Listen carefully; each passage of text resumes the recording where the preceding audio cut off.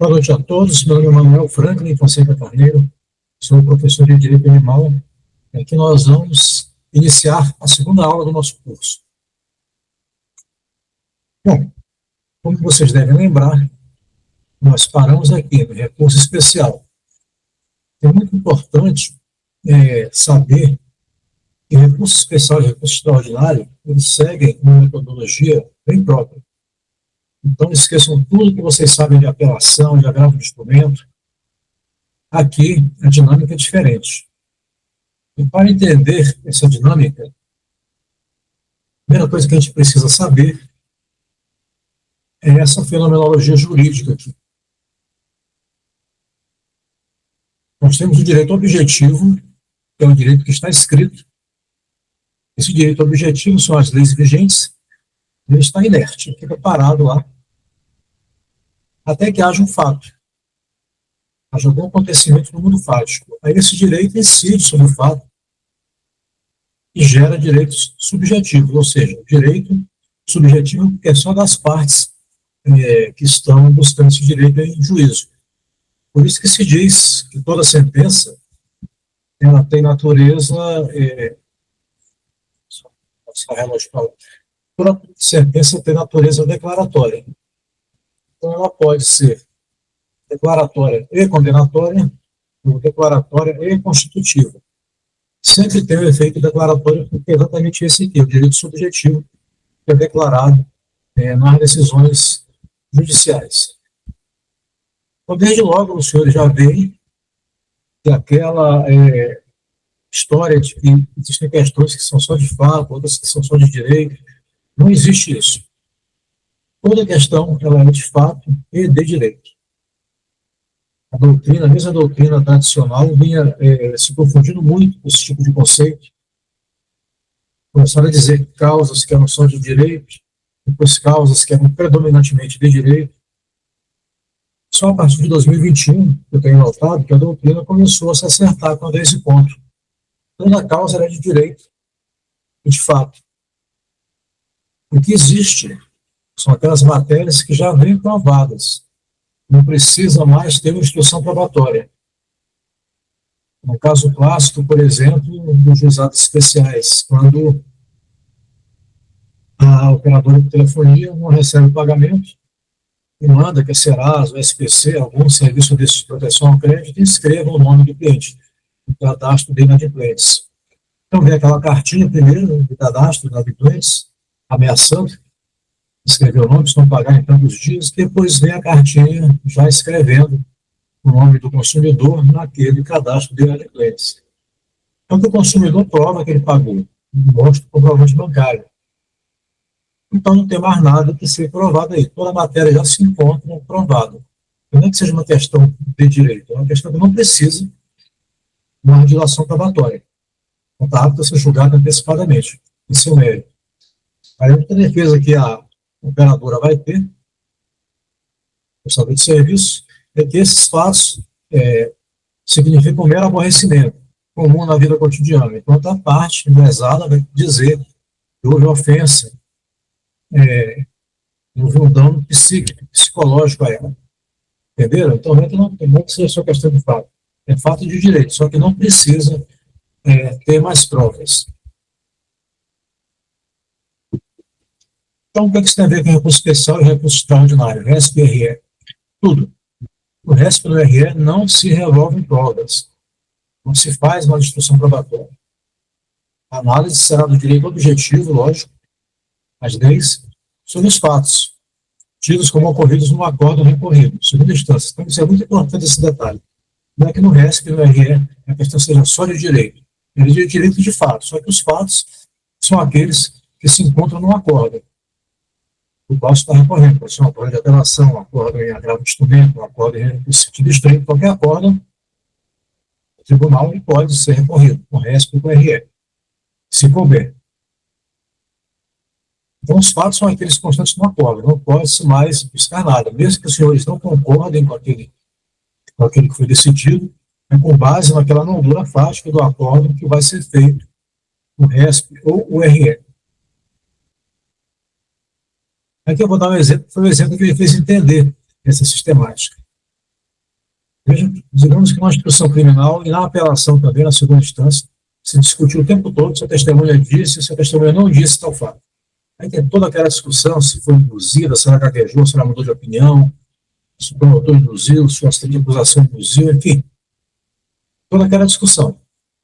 Se o julgado, em segunda instância, na apelação, disser que a testemunha disse, então a testemunha disse. É feito de RESP e de RE. Não vai mais se discutir isso. Vai se trabalhar sempre do acórdão para frente. Nós vamos tentar fazer um RESP, vou preparar para RESP, serve para RE também, ou RE, como vocês chamam, né? Nós vamos tentar dar uma nova consequência jurídica a esse fato. Não vamos mais discutir se ele existe ou não. Vai ser dada aqui uma nova consequência jurídica. Quando couber, nós vamos ver que nem toda causa cabe RESP, ou RE. Mas a dinâmica é essa. Já adiantando aqui, que a questão de revolver provas, tentar refazer a instrução probatória é um dos principais erros que causam a inadmissão do recurso especial. Inadmissão significa julgamento sem mérito, extinção sem julgamento do mérito. 93% aproximadamente dos RESPs são extintos dessa forma. E, segundo o primeiro professor de Direito nas Cortes Superiores, ele falou, ele fez um estudo, 70% dessas causas de inadmissão são a súmula 7, exatamente isso que eu falei aí. O advogado tentar revolver a questão probatória. Não pode, tem que considerar o que está no acordo. Não pode falar nada que houve na instrução, na apelação, mesmo que seja nota de rodapé, tudo vai servir de uma desculpa para que o processo seja extinto, sem julgamento de mérito. É a famosa súmula 7. Então, não é permitida mais a dilação probatória. É permitida somente a revaloração da prova. O que significa isso? Então, uma outra consequência jurídica aqueles fatos tidos como provados no acordo.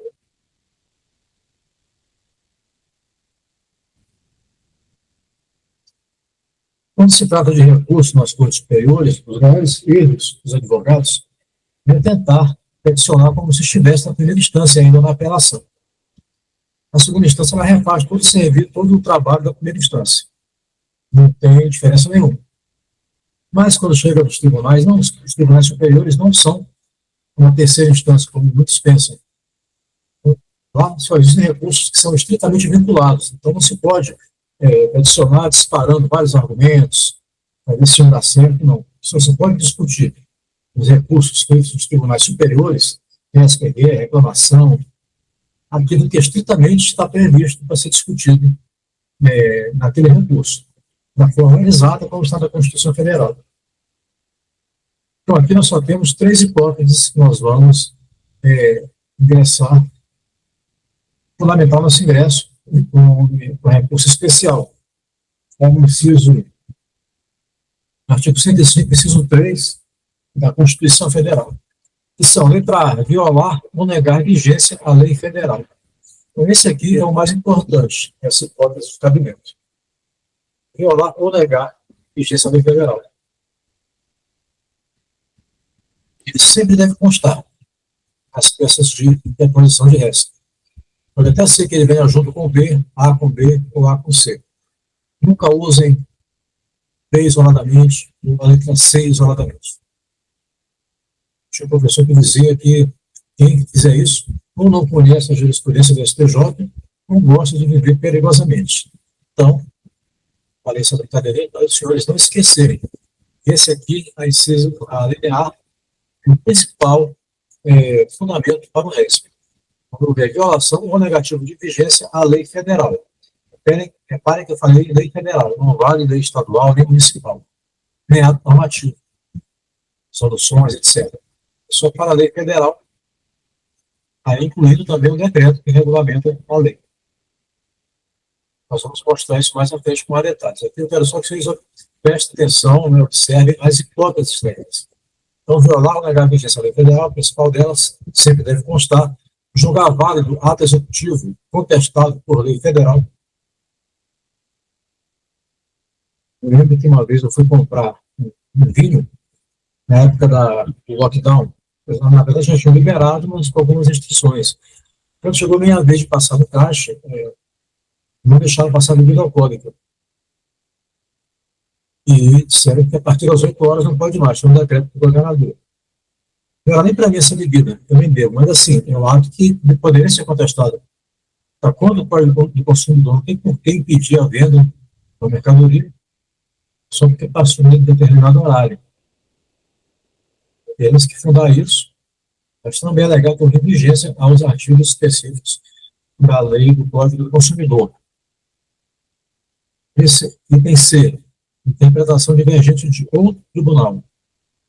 Então, reparem, que alguém fala outro tribunal, se você vai recorrer, pedir um acordo provatável por um determinado tribunal, você nunca vai poder usar um acordo divergente desse mesmo tribunal. Tem que ser de outro, da cidade até do próprio STJ, mas não pode ser do mesmo tribunal. Essa hipótese C aqui era muito problemática, geralmente ela não dá muito certo. Tem que se fazer o cotejo entre as duas decisões, fazer uma tabelinha, fazer um cotejo, é um negócio muito chato de fazer, que geralmente não dá muito sucesso. Então, a linha A continua sendo a grande vencedora aqui para as hipóteses de interposição de RESP. Aqui nós temos que ver no RESP requisito de relevância, ainda não é obrigatório, é um projeto de lei, mas até hoje não foi aprovado esse projeto de lei. Então, relevância significa uma transcendência. Então, o processo é mais importante do que interessa às partes, como uma causa de direito animal. Estamos querendo libertar o urso Robinho de Goiânia, o zoológico de Goiânia, que ele está em padecimento. Então, nós temos que provar, é prudente demonstrar, agora ainda não seja obrigatório, é prudente demonstrar que aquela ação ela transcende aquela causa. Vai ser uma decisão paradigmática para todos os animais que se encontrem em situações deploráveis nos nossos zoológicos. E que o direito ambiental é um direito difuso, é um direito de todos. Então, é prudente argumentar isso, embora não seja obrigatório. No RE, no recurso extraordinário, sim. Nós somos obrigados. No recurso extraordinário, não. No recurso extraordinário, somos obrigados. No recurso especial, não. Mas é bom que se coloque. Esse projeto de lei fala que certas ações já têm uma relevância presumida. Todas as ações penais, todas as ações de probidade administrativa ou que possam gerar inelegibilidade, para da causa superior a 500 salários mínimos, contrariar a jurisprudência dominante do STJ ou outras hipóteses que foram instituídas por lei. Por enquanto, isso aqui, eu repito, não é obrigatório, mas é prudente que se deixe um item para escrever 2 ou 3 parágrafos bem curtinhos para mostrar a importância daquela causa. Bom, agora que o senhor já tem noção da técnica de como fazer o RESP, eu vou convidar os senhores para fazer o RESP junto comigo. Quem não fez, vai fazer agora pela primeira vez. Então, vejam bem, o problema é o seguinte. Se o cliente foi condenado em segunda instância por roubo, somente com base em reconhecimento pela vítima. Então, qual vai ser sua argumentação no RESP? Você vai questionar se aquele reconhecimento foi válido, se não foi, se a vítima gaguejou, se a vítima voltou atrás depois de ter sido pressionada pelo juiz, pelo promotor, não. Você vai discutir mais nada disso. Isso não agora, está falando que a vítima reconheceu, então ela reconheceu.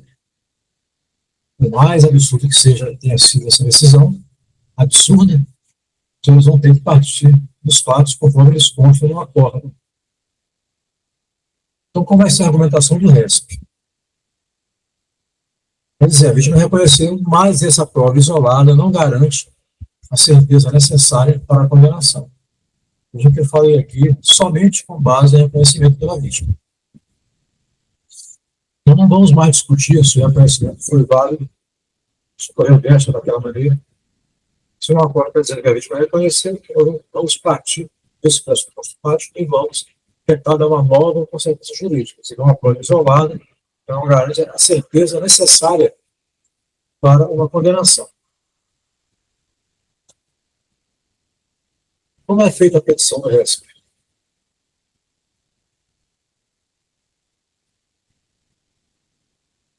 Acho que eu troquei essas. Nós vamos fazer primeiro a petição de interposição. Não precisa fazer 2 petições. Na primeira página do seu arquivo, você faz a petição de interposição do RESP. E vejam que ela vai ter que ser endereçada ao tribunal a qual? O tribunal de segundo grau ainda, não vai direto para o STJ. Porque o Tribunal de Justiça, ou o TRF, respectivo, vai fazer um juízo prévio de admissibilidade. Não há a menor necessidade disso. Esse juízo é feito exatamente para diminuir a quantidade dessas que chegam ao STJ. Então, você vai endereçar o PJ, TRF, e vai dizer que vai ter um curso especial que vai indicar as hipóteses, ou a hipótese de cabimento, aquelas que eu falei, a linha A, a linha B e a linha C. Inciso 3 do artigo 105 da Constituição. Se for, tem que especificar, dizer exatamente qual é a hipótese. Então, nós vamos dizer, geralmente, na maioria das vezes, violação negativa de vigência, artigo tal, da Lei Federal número tal. Na segunda página, nós vamos colocar as razões recursárias. Aí sim, você endereça no STJ, qual além do STJ, regra do STJ, qual além da turma, todo relator, quem fala tem que apresentar as razões recursárias. No caso de RESP, como a quantidade é muito grande, são quase 11 mil RESPs que chegam por ano para cada ministro, eles não têm condição de dar vazão a essa quantidade toda. Então, há um núcleo específico chamado NARE, que agora até mudou de nome, que é Núcleo de Admissibilidade de Recurso Especial. Hoje mudou para ARP, recentemente. Não lembro exatamente qual o significado dessa sigla, mas é aquele núcleo que vai tratar da admissibilidade. São funcionários muito bem treinados para extinguir o seu RESP. A verdade é essa. Porque não conseguiria dar vazão a essa quantidade de trabalho. Inclusive, não sei se ainda é feito, mas era feita uma estatística, uma simulação pelo STJ, foi desenvolvido um modelo matemático e demonstrou que se parasse a distribuição hoje, mesmo assim o tribunal levaria quase 21 anos para conseguir encerrar todos os processos. Então lá, a tendência para a RESP, a mesma coisa RE, é um insucesso. Raramente os senhores vão conseguir, isso tem que ser falado para o cliente, as chances são muito pequenas, mais ou menos 93% são inadmitidos, ou seja, são julgados sem análise do mérito, são extintos, só 7% são julgados no mérito, mais ou menos a metade deles de procedência. Tem uma causa que a gente, o advogado, a parte já entra com 95% de chance de perder. Não é uma terceira instância, é uma outra discussão. Então tem que tentar resolver tudo, como eu falei antes, na apelação. SPRE é praticamente uma causa perdida. Então, nós vamos colocar a apresentação do tema, bem breve, porque a cota desses analistas, eles vai no mínimo 15 RESPs por dia que eles têm que analisar. Eles vão ler aquela leitura de varredura, leitura dinâmica. Muita coisa não vai ser apreendida nessa leitura. Então, apresente o tema brevemente, 2, 3 parágrafos, você conta a história. Depois faz um item bem curtinho também da relevância do tema para mostrar a transcendência, não é obrigatório, mas é prudente que se coloque. Depois vem esse item 3, que é a parte mais importante do RESP. Você vai ter que dizer expressamente no título qual é o artigo de lei federal que você entende que foi violado ou negado a vigência. Então tem que constar esse dispositivo inteiro. Não pode colocar, por exemplo, artigo tal e seguintes, o artigo tal e seus incisos. Já era, isso é. Tem que colocar todo o dispositivo, todos os dispositivos legais que os senhores entenderem violados, com respectivos incisos, alíneas, parágrafo único, o que tiver. Às vezes dá um bom trabalho fazer isso. Tem até que subdividir em vários itens, 2, 3 itens. Mas tem que ser feito. É essa que vai ser a análise principal. É saber a divergência. Pede-se também no final tutela provisória. Essa tutela provisória, geralmente é efeito suspensivo, nós pedimos, ela tem 2 etapas. Enquanto o processo estiver com o relator no tribunal de origem, na segunda instância, a decisão a ser pedida vai ser feita para ele. Vai ser feita uma ação autônoma. Uma ação cautelar, uma tutela provisória de urgência, para o relator, a segunda instância, até que ele decida pela inadmissibilidade ou admissibilidade. Aí a competência já não é mais dele. O processo ainda está aqui, na segunda instância, mas nós vamos ainda recorrer disso aí. Mas a partir do momento que ele decidiu pela inadmissibilidade, a competência já passa a ser do STJ. Então, essa ação cautelar, essa tutela provisória de urgência que foi pedida ao relator, vai ser pedida agora uma outra petição lá no STJ, diretamente lá. Vocês estão vendo que dá trabalho, né? Fazer RESP. IRE. Entenderam? Então, esse pedido, essa tutela provisória de urgência, geralmente é de efeito suspensivo, às vezes é o mais importante, pode ser outro também, outros pedidos cautelares, no caso aqui vai dizer, ela é feita em duas etapas, são duas petições distintas, agora com o mesmo teor, ela vai ser uma aqui na segunda instância, enquanto o processo estiver aqui, e depois a decisão de inadmissibilidade diretamente no STJ. Por fim, o pedido principal, é reformar o julgado, né? Foi recorrido.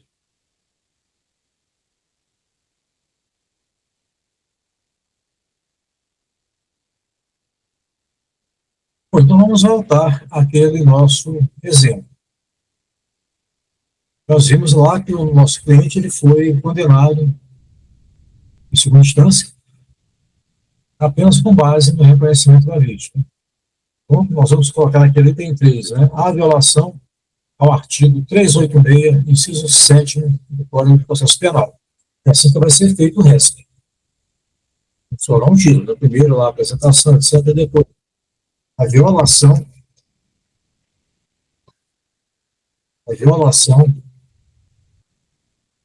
vamos aula agora, né?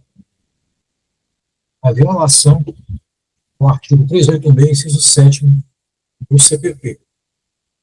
Porque esse artigo diz o seguinte: o juiz absolverá o réu desde que reconheça não existir prova suficiente para a condenação. Então vejam que para fazer o resto, o advogado ele tem que ter uma certa dose de imaginação, ele vai ter que ver qual artigo ele vai dizer que foi violado. Só tem esse tipo de argumento, não tem outro argumento. O recurso que eu falei vinculado. Naquela hipótese, nós imaginamos, nós vamos dizer que houve violação ao artigo 386, inciso 7 do CPP, que é a absolvição por falta de prova.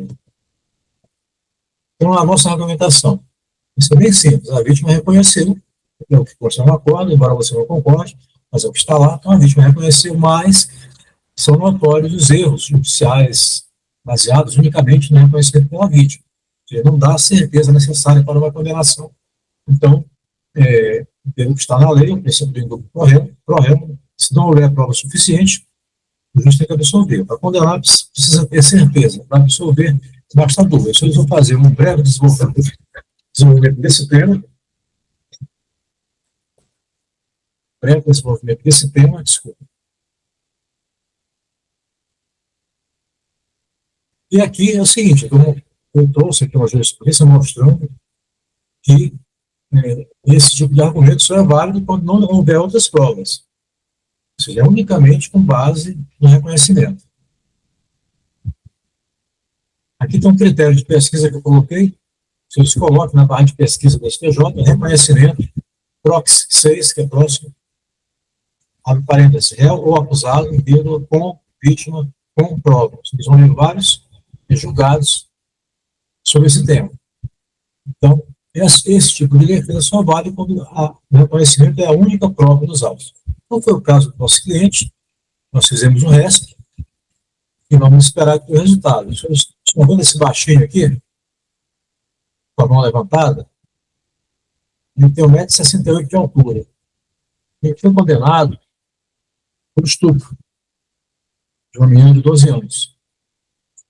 Ele estava na barbearia, cortando o cabelo, e ela ouviu a voz dele, começou a chorar, foi ele que tinha aqui. Teve um princípio de lixamento, ele foi contido pelos populares ali naquele momento, chamaram a polícia, ele foi preso, condenado, cumpriu 9 anos de pena. Até que essa ONG aqui, Innocence Project, no caso do Brasil, tem uma filial que é americana, ela faz revisão desses casos jurídicos duvidosos. E ela, analisando as provas, viram que a filmagem do motociclista que abordou a menina, ele, além de ser magro e moreno, ele tinha cerca de 1,90 m de altura. Então nunca poderia ser ele, viu? Acho que é totalmente diferente. Ele estava de capacete, não deu para reconhecer, mas dava para ver que a pele dele era mais morena, que ele era magro e era bastante alto. Enquanto esse aqui, baixinho, meio gordinho, sei lá. Mas assim, viu? Tudo diferente, ficou claro que estava pronto a prova dos autos. E na revisão criminal ele foi absolvido, mas passou 9 anos preso. Foi acompanhado, e a filha que está aqui já, uma mocinha, tá vendo? Então, nós vamos colocar isso tudo no nosso MS, para acontecer esse caso e mais outros. Nós usamos um site aqui desse Inocência Brasil, que é a ONG aqui no Brasil, endereço completo, e vão ver todos esses casos que houve, e vão mostrar, olha só o tanto de erro judiciário que teve. Então, vamos pedir a sua opção, quase 100% de chance de conseguir, se realmente o processo se baseou unicamente no reconhecimento. Para entender como é a dinâmica, não vou repetir a apelação. Então, tem umas observações importantes para evitar que seu réu seja inadmitido. A primeira dela é não citar textos de depoimentos ou outras provas, nem mesmo em notas de rodapé, a não ser se estiverem transcritos no acórdão recorrido, para evitar a súmula 7. Então, foi aquela observação que eu fiz. Vocês vão trabalhar do acórdão para frente. Não falam nada que não estiver no acórdão. Tudo que estiver no acórdão, só eles podem falar. Se o acórdão falou, transcrever depoimento de alguma testemunha, na fase de história, tranquilo, vocês podem usar. Nós temos que fazer em destaque, né, seguindo as regras, aí, recuo o texto 4 centímetros, coloca entre aspas, coloca uma letra menor, escreve, deixa bem claro que você transcreveu o que está no acórdão. E se você estiver indo buscar em sua conta algum argumento lá da instrução, aí vai parar na súmula 7. Entenderam? Sempre do acórdão para frente. Tudo que estiver no acórdão, você coloca. Quando estiver no acórdão, você não coloca. Só argumento. Então, sugere na argumentação buscar fatos notórios, em casos de erros judiciários, em casos de sentença baseadas em reconhecimento.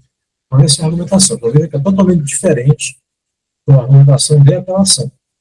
Nós vamos revolver as provas, analisar os fatos novos, reconhecimento, documentos, depoimentos, etc. Aqui não. Tem que estiver no acórdão, uma moldura fática que está no acórdão, e ponto final. Tudo que está no acórdão, se for relativo ao passado, pode transcrever. Já falei isso aqui, estou repetindo apenas para ficar bem claro isso, mas demonstrando claramente a repetição, que é uma transcrição do acórdão.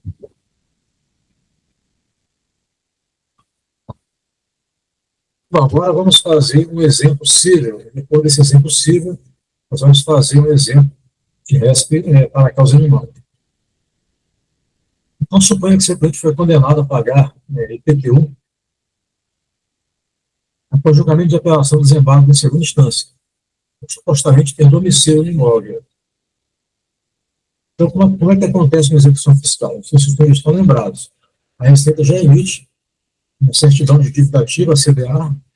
Essa certidão já é um título executivo, ou seja, a Fazenda não precisa entrar passando por esse regime direto para a execução. Mas, na lei de execução fiscal, é previsto um recurso chamado embargo à execução.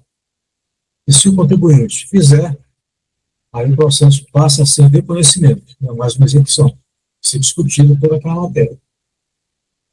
O cliente de vocês, ele fez os embargos, direitinho, perdeu esses embargos, apelou, perdeu de novo.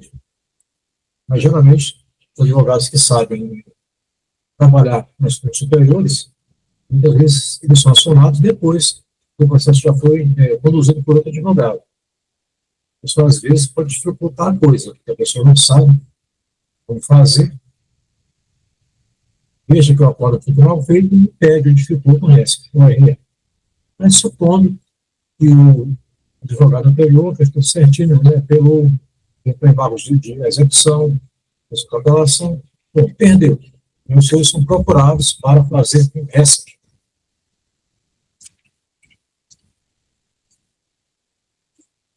Então, na decisão, no acórdão, reconheceu que o réu fixou domicílio.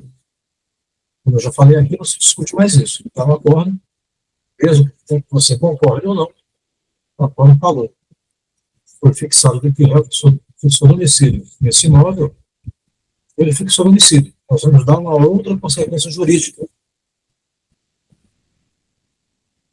a esse fato. Nós vamos dizer sim, o réu fixou domicílio no imóvel, mas ele tinha apenas a posse precária do imóvel, como gestor de negócios. A posse precária não é fato gerador de PTU. Como poderia ocorrer esse hipótese? Digamos que seu cliente ele era contador de um empresário, esse empresário foi morar nos Estados Unidos, e devido à amizade, à confiança que ele já tinha nesse profissional como contador, ele deixou a chave da mansão dele, que ele tinha no bairro nobre da cidade. Esse advogado tinha que resolver vários problemas, né? Tinha que esperar operários, né? Conduzir obras. Então ele atuava praticamente um gestor de negócios, um administrador.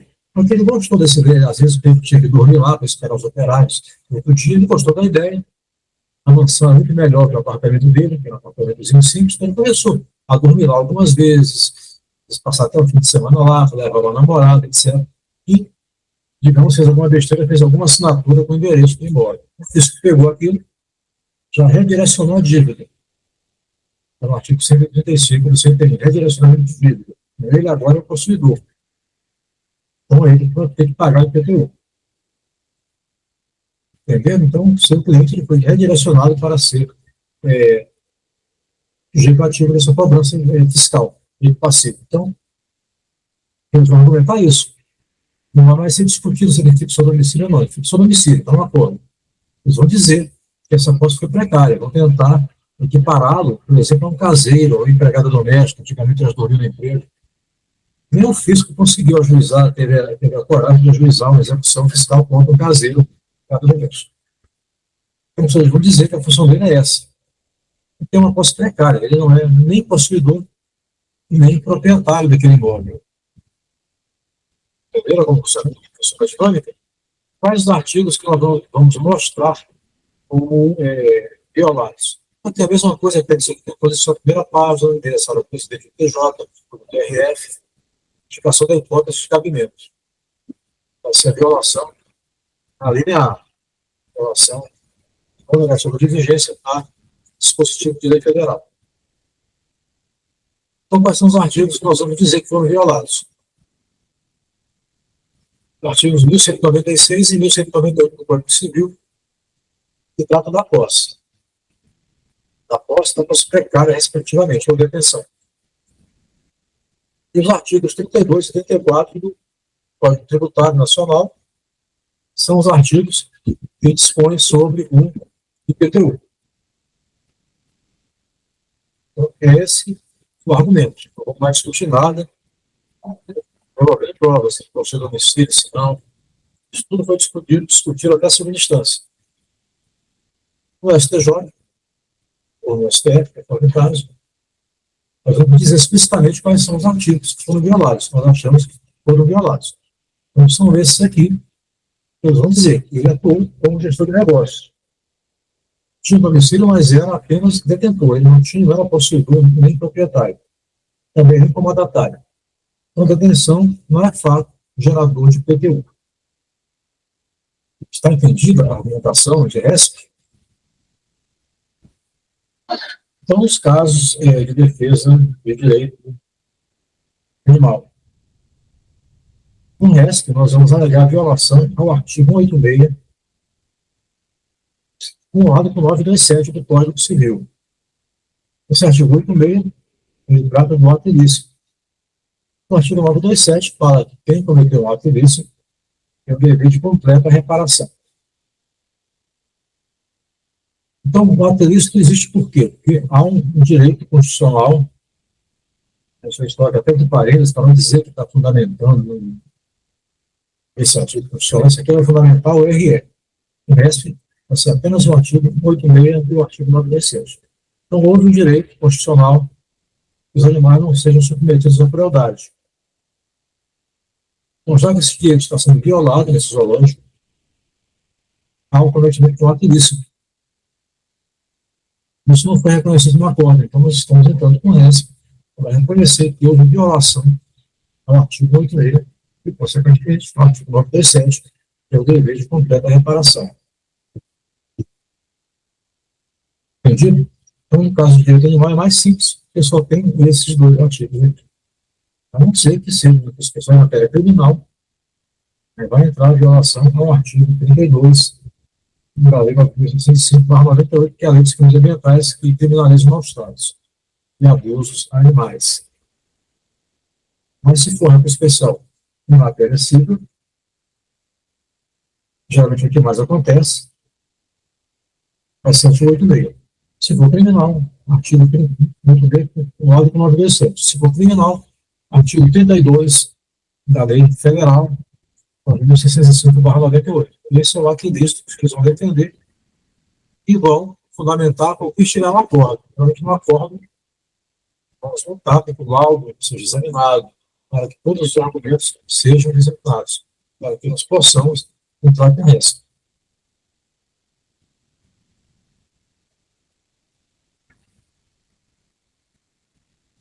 A mesma coisa nós vamos explicar quando for recurso extraordinário.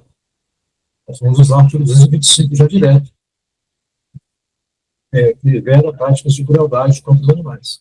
E vamos usar a mesma argumentação. Então, aqui é aquilo que eu já falei. Só que agora eu vou dar o nome científico, o nome técnico, chama-se pré-questionamento. Você já deve ter ouvido esse termo. Significa simplesmente que a matéria tem que ter sido decidida no acordo recorrido. Isso aí é lógico que você pode recorrer naquilo que foi discutido e decidido. Mas se houver sucumbência, a parte recorre. Se não foi discutido, não pode ser recorrido. Isso é importante lutar muita veemência para que o acordo trate de todas as questões que você acha como advogado importante para discutir aquela causa. E nem sempre vem assim. Muitas vezes os acordos vêm mal feitos. Nós temos que trabalhar para que eles venham completos. A técnica vai ser através do desembarque de declaração. Eu vou mostrar mais à frente. Existem embarques de declaração específicos para suprir a solução. Tem que ser manejado, tem que ser lutado para que o acordo seja o mais completo possível e decida aquelas questões que nós vamos alegar no nosso resto do nosso RG. Eu coloquei, então, já vejam que quem pré-questiona é o acordo, não é o advogado. O advogado muitas vezes fala, eu pré-questionei. Né? O advogado ele provocou o pré-questionamento. Quem pré-questiona é o Poder Judiciário, é o acordo. Quem vai discutir, pré-questionar é decidir, julgar pela questão. Existem 3 tipos de pré-questionamento, 3 espécies. O explícito, que é o numérico. Então, no nosso caso, artigo 86, um acordo, os trabalhadores já falam, não houve, digamos que o acordo, lógico, contra a gente, nós temos necessidade de manejar o resto. Não houve ato ilícito, porque não houve violação de ilícito. Quando você falou sobre aquele tema, não precisa colocar, ainda é pré-questionado, o que se chama pré-questionamento implícito. O explícito vem escrito no número. Não violou o artigo 86 do Código Civil. Geralmente não escrevem isso, mas escrevem. Não houve ato ilícito, então já fala implicitamente do artigo 86. Esse tipo de pré-questionamento também é aceito. E o que dá problema é o pré-questionamento fixo. Porque, pela lei, pelo CPC, quando o acordo é omisso, a parte entra com embargo de declaração para suprir a omissão e para efeitos de pré-questionamento. Mas ninguém pode obrigar o tribunal a trabalhar. Muitas vezes, eles não querem trabalhar mesmo, aí colocam aquela sentença padrão. Né? Parte visa modificar, julgar a primeira via inadequada, manter a sentença com seus próprios fundamentos, etc. Um carimbo, isso aí não é uma decisão, mas infelizmente o que vem muitas vezes para a gente. Eu acompanho aí saga dos advogados, né? A parte de direito criminal. Mas, pela lei, nós não podemos obrigar o tribunal a trabalhar. Se o judiciário fez a parte dele, entrar com os embargos de declaração para suprir omissão e para efeito de questionamento, já está pré-questionado. Só que, infelizmente, os tribunais superiores não têm entendido assim. Fazem uma argumentação lá, do direito, tudo é possível, tudo pode ser argumentado, não fazem uma argumentação que seria violar a Constituição, que a Constituição fala em causas decididas e não é. Né? Mas esquecem de colocar outros princípios. A efetividade da justiça, devido ao processo legal material, né? Não afastabilidade, diversão, honesta diversão a direito. Enfim, eles fazem uma interpretação que é o interesse deles de diminuir a quantidade de processos. Interesse e necessidade deles. Mas deveria ser assim, é o que está no Código de Processo Civil.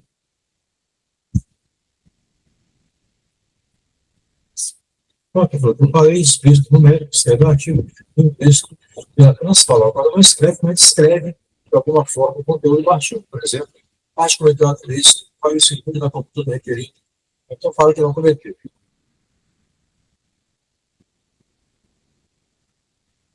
Esse aqui é o questionamento físico. Eu gostaria de falar mais algumas coisas para os senhores sobre ele. O tribunal é uma sobre artigo de lei federal que a parte pode utilizar no RESP. Não cita o artigo e também não discute o tema, foi omisso.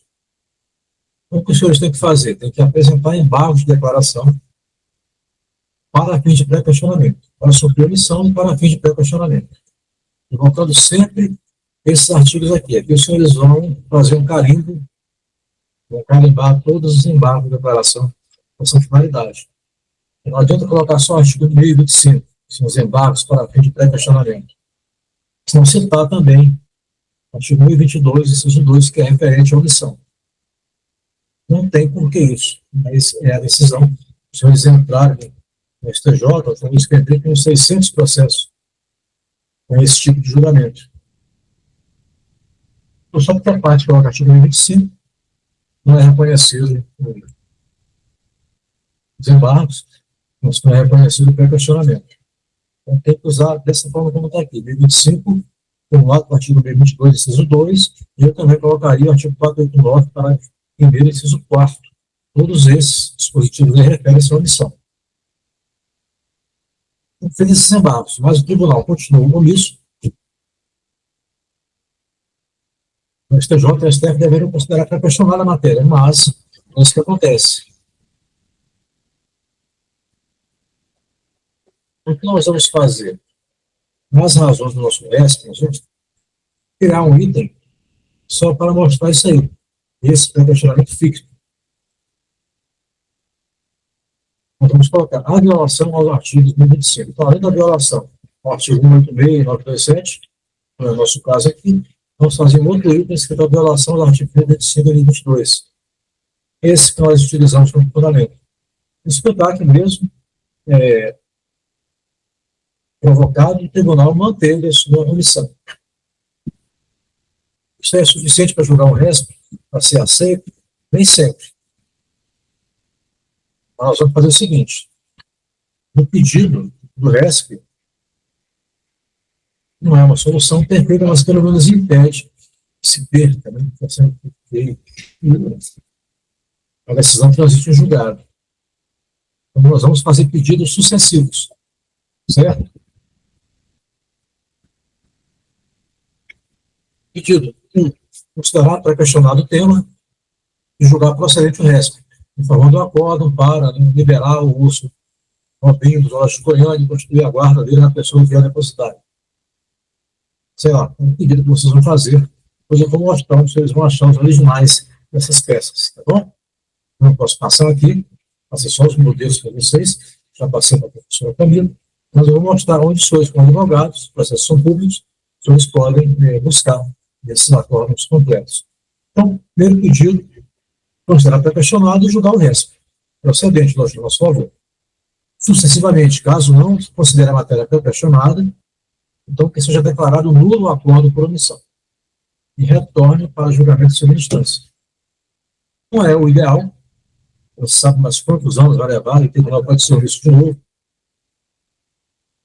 mas pelo menos impede que transite em julgado a decisão.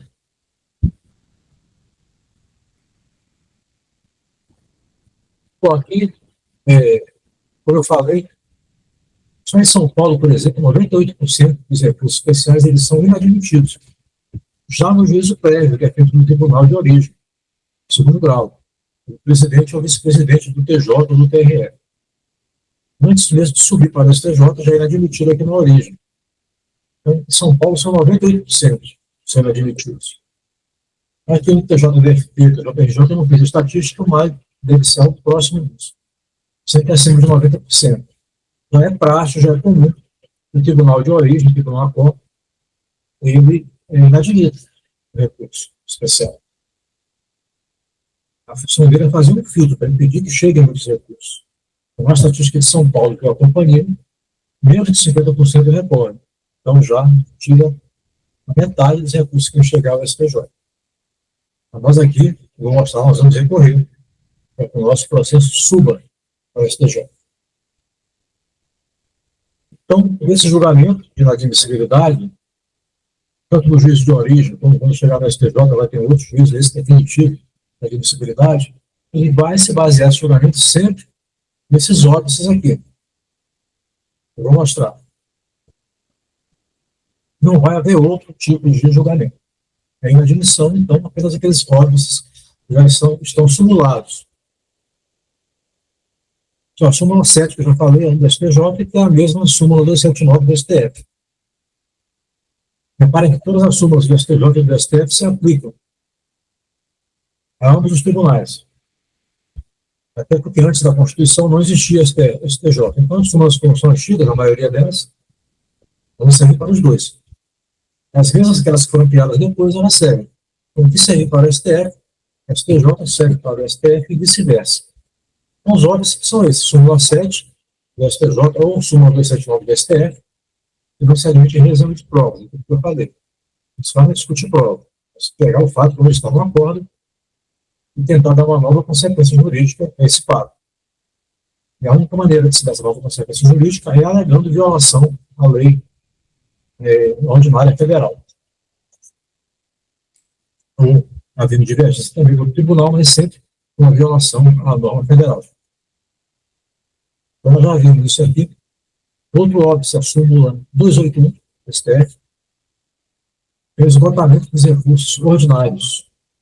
Então, esse óbice aqui é muito importante. Como eu já falei lá atrás, quando nós estudamos agravo interno, no processo civil, agravo regimental, no processo criminal, lembrando que alguns regimentos internos, alguns tribunais já atualizaram o nome agravo regimental para agravo interno também. Geralmente o agravo interno no processo criminal é chamado de agravo regimental. Então, quando há uma decisão monocrática, só de um do relator, nós temos que entrar com esse recurso, agravo regimental ou interno, para que forçar o julgamento a ser feito pelo colegiado. Se não vai transitar em julgado, nós não vamos poder entrar com o resto do TRE, porque não houve esgotamento dos recursos ordinários. Poderia ter sido feito com agravo regimental e não foi. Então, entrarei na súmula 281.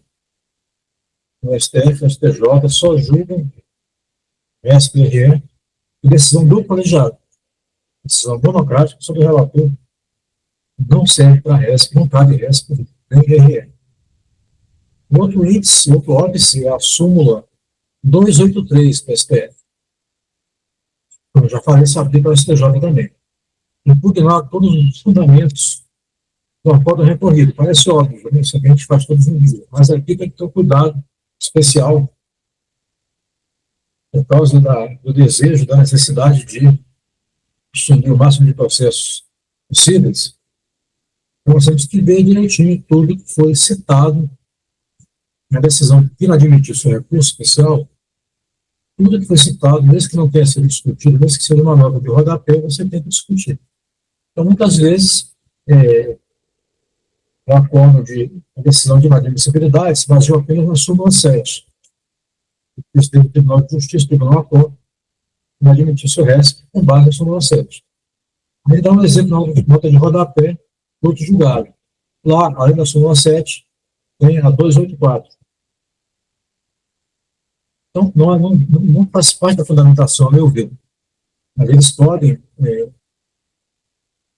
criar problemas quanto a isso. Então, o que tiver escrito lá, sem público.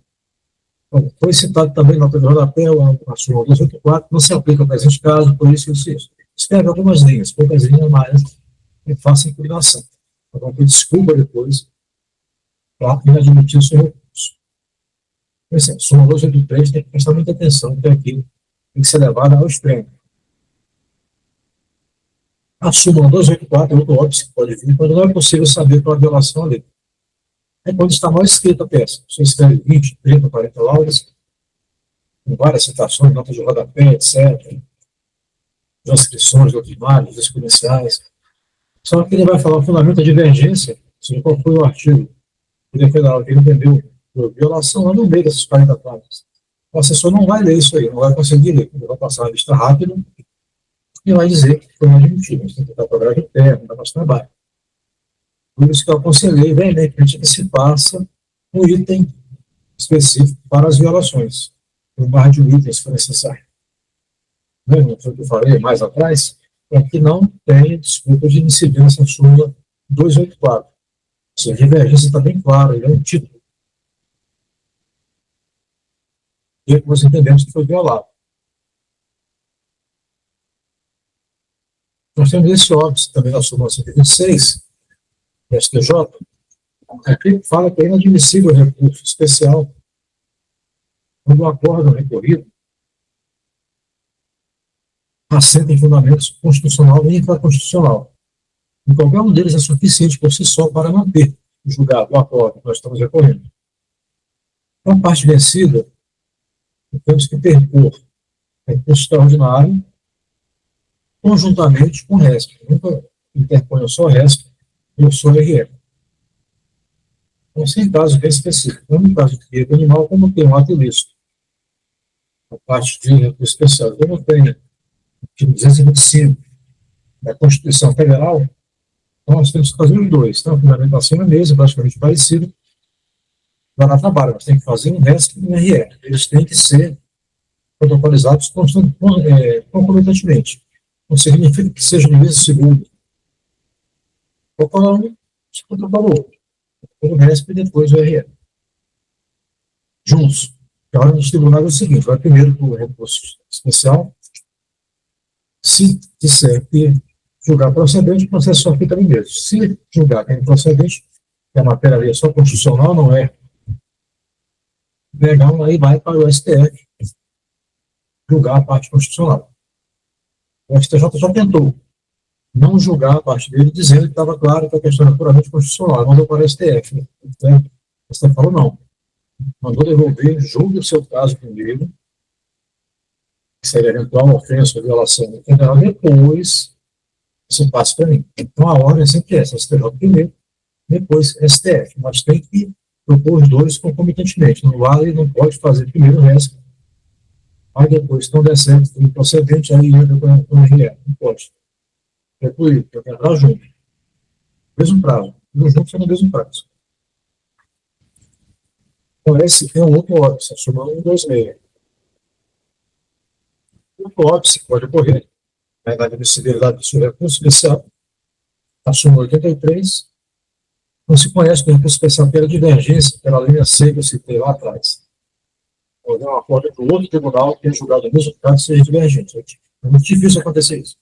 Mas se acontecer, se vocês quiserem fazer, vou colocar a letra A sempre, com a letra C, linha C, o especial pela divergência. Não vai admitir dizendo, né, que houve incidência da súmula 83.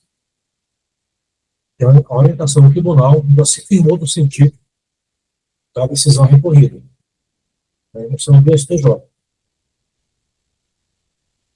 Então, nós vamos fazer, dizer, se aparecer isso, dizer que não se aplica ao caso, fazer chamado de extinction, né, que é a extinção. Mas não, essas decisões que o relator falou, estão no mesmo sentido da decisão recorrida, não se aplica ao nosso caso. Aqui a história é outra, é diferente. E também porque pode mudar. Pode ficar amarrado só por isso, só porque o tribunal já decidiu nesse sentido. Para o STJ, mas sempre também para o próprio TJ, para a segunda instância. E a súmula cita, quase não acontece, mas é quando se entrava com recurso especial para se interpretar um contrato, uma cláusula contratual que era ambígua, por exemplo. Não pode. Pode-se contestar violação a uma lei federal naquele contrato. Aí sim é outra coisa. Mas simples interpretação de cláusula contratual não cabe ao STJ, porque o judiciário não é um órgão consultivo. Então, tem julgamento. Então, as decisões de interposição, ele na admissão, se é recurso especial, ela só pode se basear nessas súmulas. Não tem outra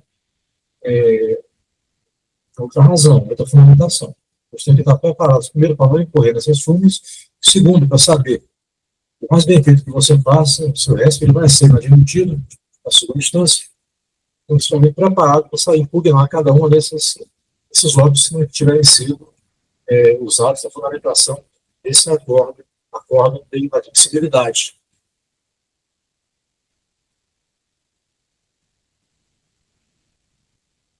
Por exemplo, tem a lei federal. A lei federal não é só uma lei ordinária. A definição de lei federal para efeito de RESP, ela consta no artigo 59 da Constituição Federal, exceto as emendas constitucionais. Então, são leis federais para efeito de RESP, leis complementares, leis ordinárias, leis delegadas, resoluções, medidas provisórias, decretos legislativos e presidenciais. Então, que eles têm efeito, esses decretos eles têm efeitos legalmente. Resoluções só se for esses poderes também, legislativo e executivo. Quando eles regulamentam ou regulam uma determinada lei. Então, o legislador constituinte já sabia que é uma prática muito comum, já antiga, do governante, chefe do Poder Executivo, que é contra aquela lei, ele faz um decreto regulador, mas descaracterizando aquela lei, quando coisas que aquela lei não tem. Ou então não reconhecendo coisas que aquela lei diz. Então, sabendo disso, esses decretos legislativos e presidenciais, eles também são recorríveis por RESP. Por um caso específico de recurso especial criminal, é muito importante a questão de prazo. Eu sempre falei aqui, a reforma do Código de Processo Civil, ela não alterou a reforma do Código, não alterou o Código de Processo Penal. Então, usem sempre o Código de Processo Penal quando forem tratar algum tipo de recurso ou peça em matéria criminal. E no CPP fala que os prazos são contínuos, ou seja, corridos, até como eu tenho mais comum, corridos. E o 798 do CPP. Lembrando aqui que em base de declaração, a lei criminal são só 2 dias, corridos também. Eu já vi advogado perder prazo por isso. Até porque, não sei se acontece com o sistema processual do Rio de Janeiro e de outros estados, mas o nosso aqui do TJDFT é o PJE, o PJE. E ele já faz uma contagem de prazo. Aqui ele faz uma contagem de prazo civil. Esse advogado ele entrar com um recurso extraordinário, porque era uma causa de juizado especial. O juizado especial permite RE. Não permite RESP, mas permite RE. Ele entrou com RE, e lá no próprio PJE estava contando o prazo para ele. Dizendo que era tal dia, em dias úteis, o PJE já calcula em dias úteis esses prazos, e ele achou que estava tudo tranquilo. E depois, no 16º dia corrido, ele foi julgado intempestivo, ele reclamou. Mas o próprio tribunal falou para mim que o prazo era esse. Então, era a decisão que mesmo o tribunal falando, ele tinha que saber. Haveria até uma ação de indenização contra a União. Mas eu não sei se ainda acontece isso. Mas se acontecer com o tribunal de vocês, eu não acredito. O prazo no processo criminal ou penal ele é sempre em dias contínuos ou corridos. Nunca em dias úteis. Aqui, lembre-se que eu falei daquela súmula que fala sobre o esgotamento dos recursos ordinários. Súmula 281. Então, foi aquilo que eu falei, cabe embargos infringentes contra a decisão não unânime. no processo civil não tem mais embargos infringentes, e a técnica do julgamento é estendida. Então, em vários processos civil, como, por exemplo, a apelação não é unânime, automaticamente, ou seja, ipso iure, a própria lei do existe já obriga isso, o advogado não precisa fazer nada, a própria lei já obriga a técnica do julgamento estendido, ou seja, ou marca essa outra sessão, ou naquela mesma sessão, chama-se dois juízes substitutos de segundo grau, e é um julgamento feito com 5 julgadores. Aí zera o placar. Quem votou contra pode votar a favor, passar, pode mudar seu voto, é outro julgamento. Já com 5 integrantes. Então não precisa mais entrar com embargos infringentes no processo civil. Mas no processo criminal precisa. A decisão não foi unânime, o julgamento do seu acordo criminal, você, como advogado, obrigatoriamente tem que entrar com embargos infringentes. Então, essa decisão não unânime. Aqui no artigo 609, parágrafo único do CPP. Para provocar um julgamento com órgão colegiado mais qualificado, você vai se basear única e exclusivamente naquela divergência. Pode também inovar, colocar mais coisas. Mas tem que fazer, porque no processo penal não tem aquela técnica do julgamento estendido. E também tem que entrar com agravo regimental ou interno contra a decisão, que é só do relator, decisão monocrática. Forçar o julgamento que é colegiado, que, como eu já falei aqui algumas vezes, só cabe RESC e IRE fazer o julgamento do colegiado. Se for uma decisão monocrática, ou seja, aquela que é só do relator, não vai adiantar. Transita em julgado. Processo. Aqui nós temos uma hipótese rara de retrospecção criminal adesiva. Esse julgado aqui da quinta turma, o CPP expressamente não preconiza o cabimento de recurso adesivo, mas a interposição deve ser admitida no direito processual penal em aplicação analógica do regramento processual civil, condições permitidas pelo artigo 3º do CPP. Isso é muito perigoso. Nem sempre isso vai ser aceito, não é uma decisão, uma jurisprudência que seja dominante ou pacífica. Aqui viram que não tem no CPP. Usada analogia com o artigo 3º. Usada analogia, condições que permite o artigo 3º do CPP. Esse processo penal é muito perigoso, né? Porque a analogia aqui somente se for benefício para o réu, no caso aqui mas não é algo que se possa confiar como seguro, que sempre vai ocorrer assim, sempre que haja divergência de outras turmas. Até na quarta turma, pode mudar o dia. Bom, se todos entenderam até aqui, ninguém está falando nada, se não estão entendendo,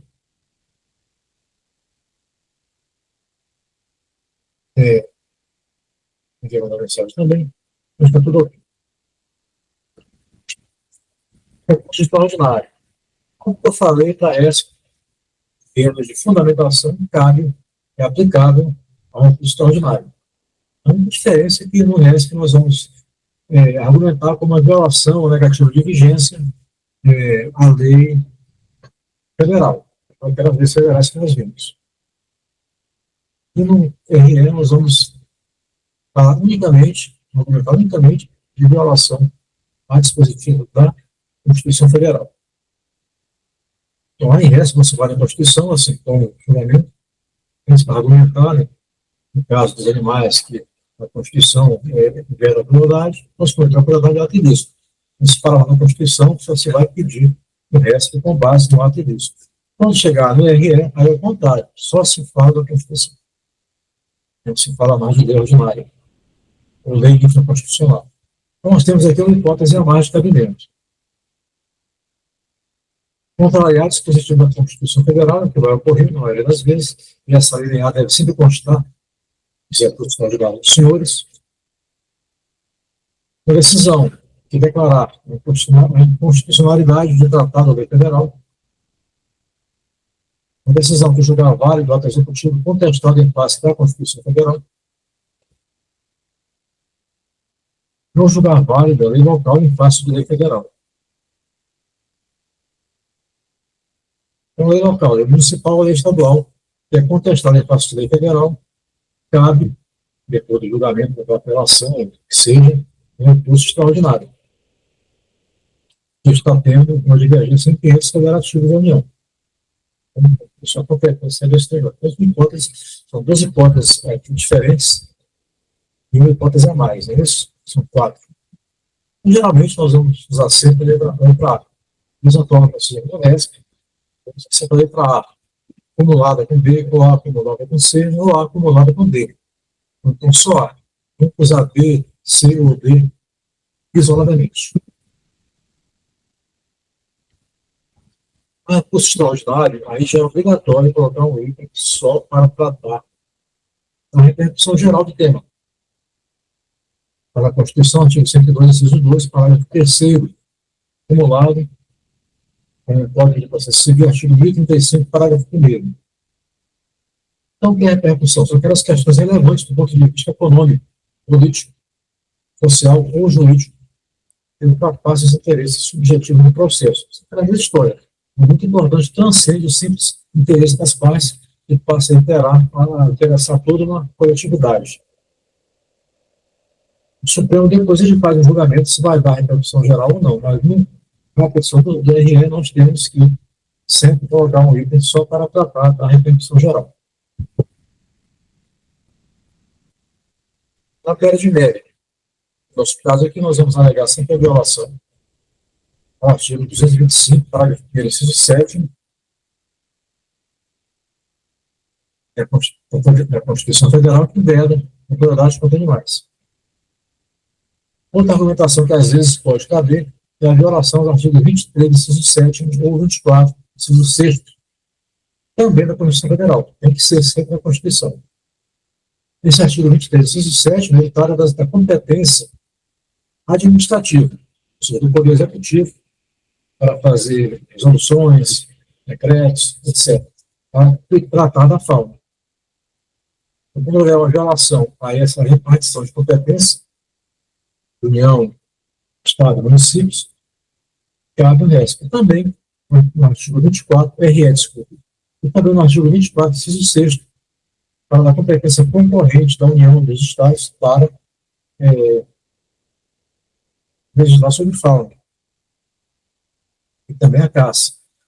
Então, esse artigo 24, inciso 6, por exemplo, é usado na ADI 7808, que contesta uma lei catarinense que permite a caça, exatamente porque já tem uma lei federal que trata completamente do assunto, não há nada que precise ser suplementado. Pelo contrário, essa lei catarinense fez para facilitar, tirar as várias exigências que já tinham na lei federal, para simplificar e permitir a caça. Então, às vezes, pode ser um RE, já também no recurso extraordinário sobre esse tema, de lei estadual para caça, aí pode ser que houve violação ao artigo 24, inciso 6. Ou se for medida executiva, no artigo 23, inciso 7. Ou, inclusive, conjuntamente com elas, está havendo crueldade, né, contra os animais. A caça é uma crueldade. Então, podem ser uns desses, ou todos esses juntos, mas sempre esse, 225, é o nossa fundamentação maior, que é a redação de práticas cruéis contra os animais. Daí deriva os outros temas. Bom, como eu falei, mais de 90% dos nossos testes, ORS, serão inadmitidos pelo tribunal de origem. Já vimos que a interposição é feita no tribunal de origem.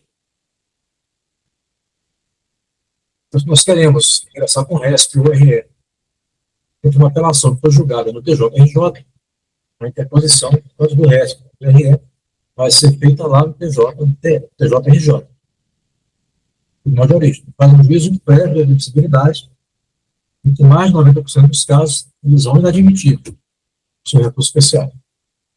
Ele já faz parte das funções dos tribunais. Então, existe um recurso próprio para isso. Com esse recurso, nós vamos fazer que obrigatoriamente o RESP vá para o STJ. Por que isso? Porque a competência ela é do STJ. Para julgar RESP, inclusive, possibilidade. Os tribunais, eles fazem juízo prévio uma política judiciária. É diminuir a quantidade, então fazer um filtro, diminuir a quantidade de RESPs e IRS que chegam, principalmente, diariamente, aos tribunais superiores. Então, nós vamos entrar com esse recurso aqui. É um agravo em recurso especial, chamado ARESP. Esses termos têm que ser memorizados, porque constam os regimentos internos, do STJ e do STF. Na pesquisa processual, na pesquisa de jurisprudência, vem só as siglas, não vem o nome do recurso. O ARESP é o agravo em recurso especial. É esse aqui, o artigo 1042, ele permite que sempre for julgado inadmissível o seu agravo pelo tribunal de origem, você entra para esse agravo 1042, rebatendo aqueles órgãos específicos que eu já mencionei, e o tribunal não pode se retratar ou não se retratar. Os pedidos de retratação. O agravo, ele trata o juízo de retratação. Mas, independentemente do tribunal de origem, se retratar ou não, ele tem que mandar o STF para o STJ, ou o RE para o STF. Tem uma competência de julgar esses artigos. Na verdade, esse juízo prévio é mais uma questão de política judiciária. Então, nós simplesmente recorremos, com muita calma, não sabemos que vai ser admitido, já fica preparado para fazer um agravo do artigo 1042. Você vai rebater, você não vai mais usar os argumentos do processo principal, do resto. Você vai usar, vai impugnar aqueles órgãos que eu falei, ou seja, vai impugnar só o que consta na decisão de inadmissibilidade. Nada menos, nada mais. Tá? Precisa repetir os argumentos sem resto. Existe aqui uma outra hipótese, que é muito importante saber, inadmitir essa, por exemplo, ou negar segmento. São duas hipóteses distintas, totalmente diferentes. Inadmitir é isso que nós estamos falando aqui. Julgamento sem apreciação do mérito de um RESP. Mas se você recorrer, automaticamente, obrigatoriamente, esse RESP vai ao STJ. Aqui negar segmento é diferente. Você não vai para o STJ. Já fica preso na segunda instância. Por quê? Qual a diferença? Lembra-se daqueles julgamentos de casos de recursos repetitivos que são feitos no STJ? O STF não faz isso. Mas o STJ faz. Esses incidentes de recursos repetitivos. Então, o tribunal, o STJ tem aquele trabalho enorme. Quando afeta, geralmente, dois processos, afetar significa selecionar esses dois casos que são mais significativos, e melhor tratar a matéria, manda suspender os processos em todo o território nacional e vai julgar aquele tema ali, no STJ. Aí vai ser um fórum qualificado, então não vai ser mais uma turma, relação simples, vai ser uma câmara, são duas turmas, 10 julgadores, 10 ministros. Então, eu acho que é isso. Eu acho que uma sessão são duas turmas. Se for três, não tem diferença nenhuma no nosso estudo. Então, esse julgamento é um julgamento qualificado. Fórum qualificado, fórum maior. E é feito, é julgado o tema. Então, não teria sentido se o advogado chegasse e ignorasse todo esse trabalho e repetisse o mesmo tema. Então, não pode fazer isso.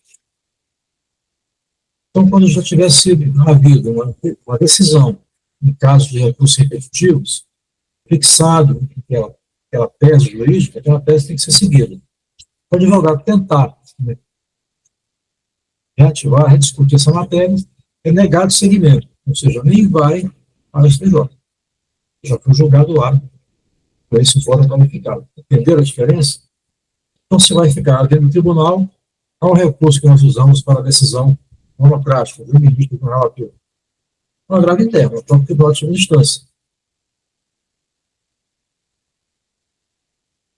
Então, casos de recursos repetitivos quando for no STJ ou falta de repercussão geral quando for no STF. Esses casos, dois casos, não adianta mais entrar com o resto ou com o RE, porque já foi decidido. Não pode. Então, o que nós vamos fazer com essa grave interna? O famoso distinguishing. É isso? Significa distinção. Então, nós vamos entrar para a grave interna para dizer que esse julgamento que foi feito em recursos repetitivos ou falta de repetição geral não se aplica ao nosso caso. O nosso caso aqui é diferente. É a única argumentação que pode ser feita. Tem muito pouca chance de sucesso. Então, veja a diferença entre inadmitir e negar segmento.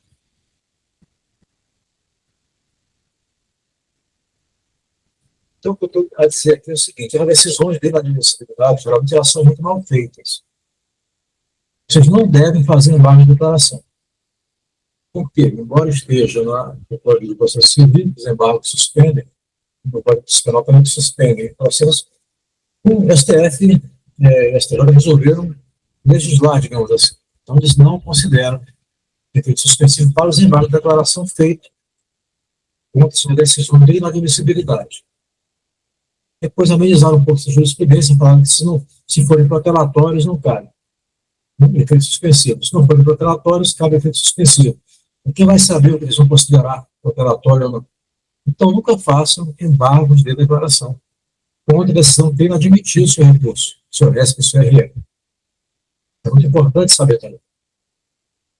Independentemente de como vier a decisão de inadmissibilidade, façam dois agravos. Um ARESP, protocolo com o ARESP, no sistema de vocês, para a inadmissibilidade do RESP. E façam um ARE para a inadmissibilidade do recurso extraordinário. Porque, repito, impugnar somente os óbices, não precisa repetir os argumentos do recurso principal, do RESP.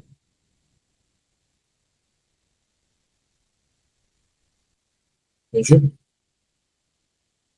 Então, o pedido que é feito nesse agravo em RESP, isso aí é um agravo interno, não esqueça agravo interno. É recurso dentro de outro recurso.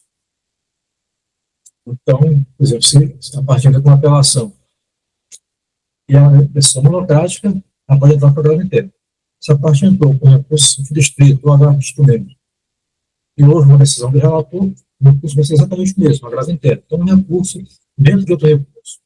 Vai causar muita dúvida, até o impugnar, já falei aqui várias vezes, vai impugnar apenas o que estiver na decisão de admissibilidade. Então, qual é o seu pedido? Receber e processar o ARESP ou o ARE,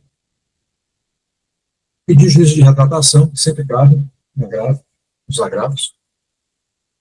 Depois, independentemente disso de retratar ou não, remeter os autos para o STJ, STF, se for no caso, né, ARESP e ARE, para o julgamento conjunto desse ARESP com o RESP, ou do ARE com o RE.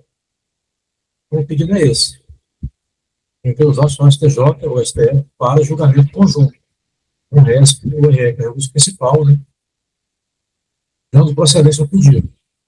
Para ficar mais completo, né? Veja que o pedido dos agravos internos são diferentes. O pedido do recurso principal, vamos pedir aqui para o julgamento conjunto. Esse ARESP, conjuntamente com o RESP, ou do RE, em conjunto com o RE. Tem os modelos lá, mas pelos slides, eles já vão ver. Não tem muito que fugir. O pedido vai ser esse.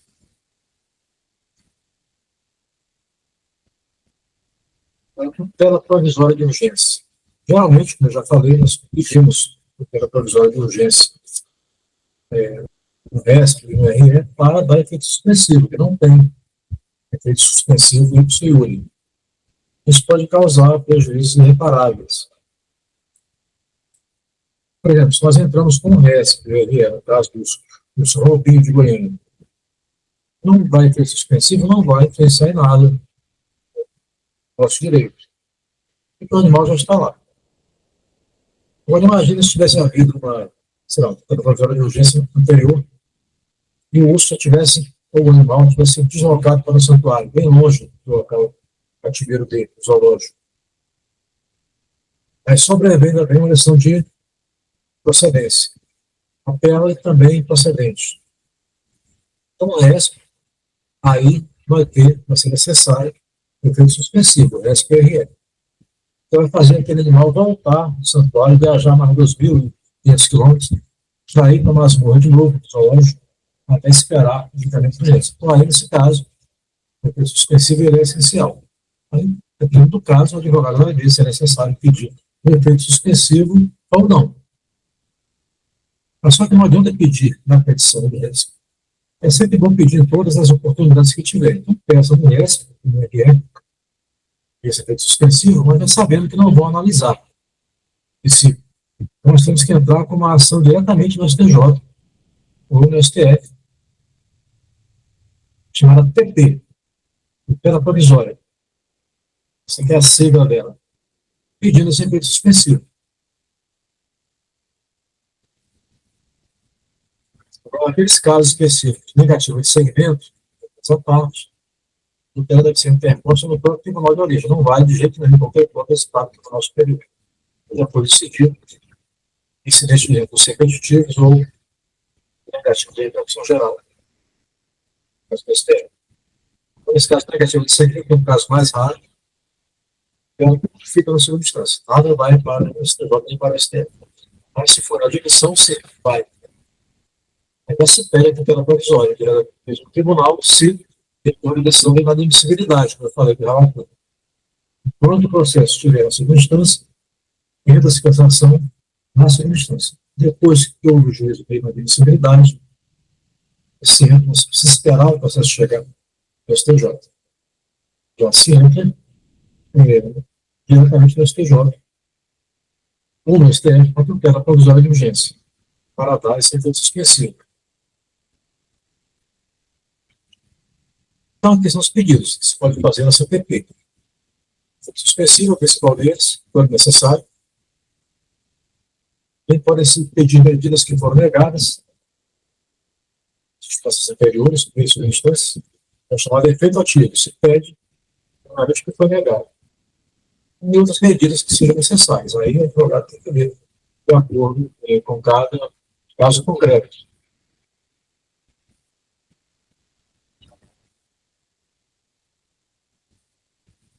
Bom, espero que todos tenham aprendido a fazer SPM. Eu já falei, sintetizei mais 2 anos de estudo, poucas linhas e mais aqueles modelos. Tenho certeza que os senhores, com base nesses ensinamentos, se prestar atenção direitinho, logicamente vão ter que revisar, vão ter que consultar esses slides, os modelos que eu já passei, a professora Camila repassar para os senhores estão com plena capacidade de entrar com o resto para a frente. Se tornar advogados diferenciados. Não são todos que sabem trabalhar os tribunais superiores. Então, aproveitando que nós temos tempo, se não houver nenhuma dúvida, eu proponho que se passe mais um pouco à frente e se estude outros recursos. Por exemplo, a revisão criminal. Um recurso que ela é um recurso exclusivo do réu. Qual há cabimento dessa revisão criminal para direito animal? Para proteger o protetor. Como eu já falei antes, no caso do HC, muitas vezes o protetor entra numa casa, ele fotografa, o Estado que está vendo que o Estado, se o promotor, o delegado, entende que não tinha crime nenhum, que ele que invadiu o domicílio, não devia ter entrado. Lembra que eu falei no HC? Então, pode depois, se ele for no HC não der certo, para trancar o inquérito, a ação penal, aí vai tentar a solução dele no processo criminal do protetor, se ele for condenado, cabe a revisão criminal depois. Então, só tem essas hipóteses de cabimento. Decisão contrária à lei ou à evidência nos autos. Então, nós vamos fundamentar, basicamente, nesse primeiro inciso. Decisão contrária à lei. Nós já vimos que a Constituição Federal, no artigo 311, considera a casa como uma briga inviolável do indivíduo. Mas já permite as exceções, quando tiver ocorrido crime, para prestar socorro, para delito ou para prestar socorro, ou em caso de desastre. Então, no caso, maus tratos cometidos de forma permanente, como uma falta rentável, sem alimentação, sem assistência veterinária, o crime permanente, ele está acontecendo. Para processar a permanência, o crime continua. Então, é sempre cabível a possibilidade de ingresso forçado em homicídio. Então, não der certo esse argumento, não dá certo. Não der certo na ação criminal. Invasão de domicílio, ainda temos revisão criminal. Podem também surgir novos depoimentos, exames, documentos que se podem ser falsos, novas provas, mas em geral vai cair nesse inciso aqui.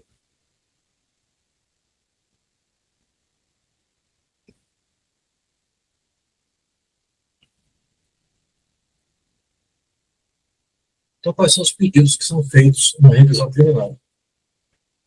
Primeiro, logicamente, receber a ação, documentos que instruem, pede tutela provisória, para efeito suspensivo, no artigo 969 do CPP, para conceder liberdade provisória, um outro pedido que pode ser feito, tutela provisória, urgência, e o pedido principal, que é a rescisão da decisão. Esse pedido tem que ser feito sempre. Rescisão da decisão. Então, assim, vamos com revisão criminal. Às vezes, só a rescisão da decisão já resolve o problema. Mas, de acordo com o caso, pode ser de alguma hipótese que seja necessário um novo julgamento. Nós pedimos primeiro pedido obrigatoriamente a rescisão da decisão, segundo grau, e também, se for o caso, um novo julgamento. Lembre-se, a revisão criminal ela é feita, é julgada pelo próprio órgão. Os próprios tribunais revisam seus atos. Como sobre o julgamento, como TJRJ, e de revisão vai ser feito para ele. Não vão ser as mesmas pessoas que vão julgar. Vai ser um órgão qualificado, não vai ser mais uma turma, vai ser uma Câmara, um órgão fracionário superior, conforme cada regimento interno tem o seu. Né? O TJDF, depois Câmara e depois Conselho Especial. Então, no caso aqui, vai ser julgado por uma Câmara, de 3, desembargadores vão ser 15.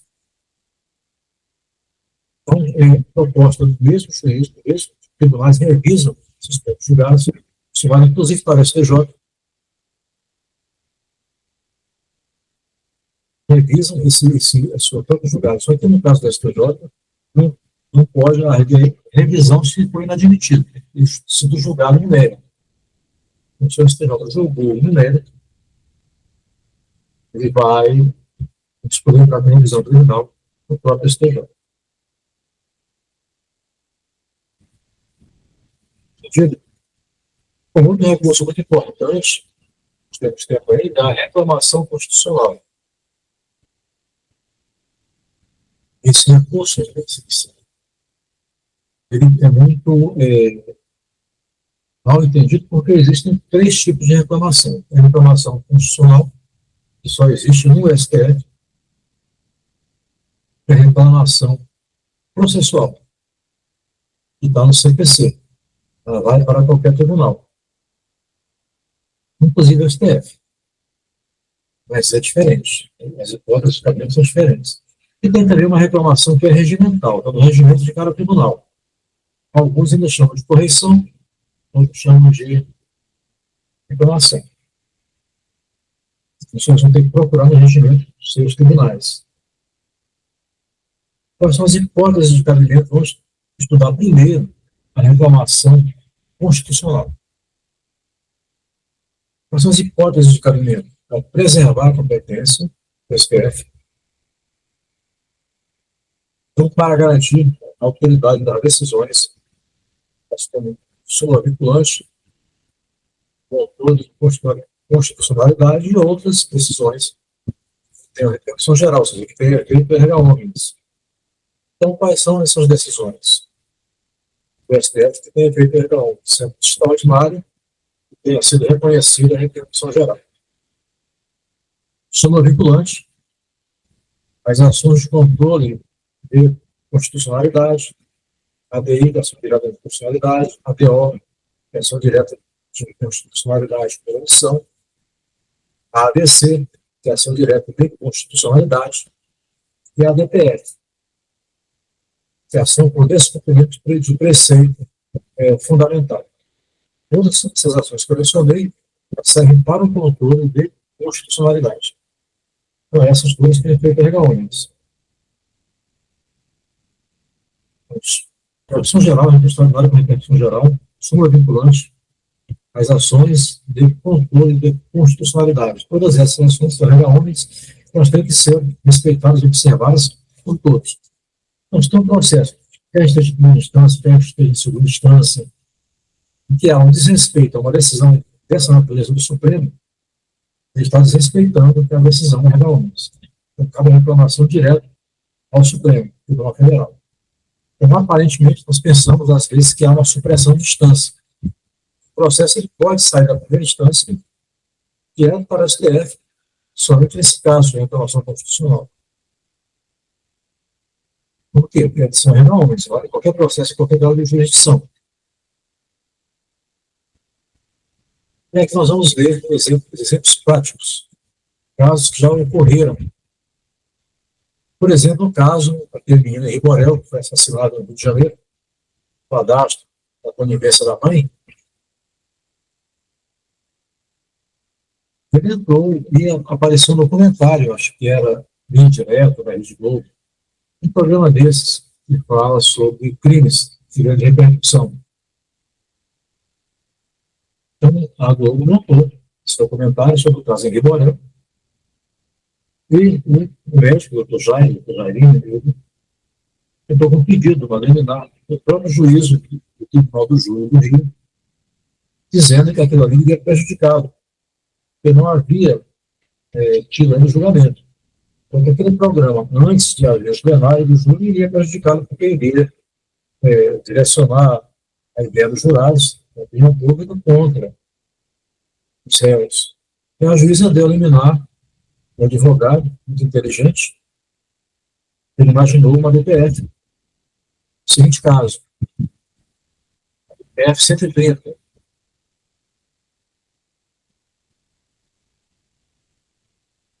História que passou, né?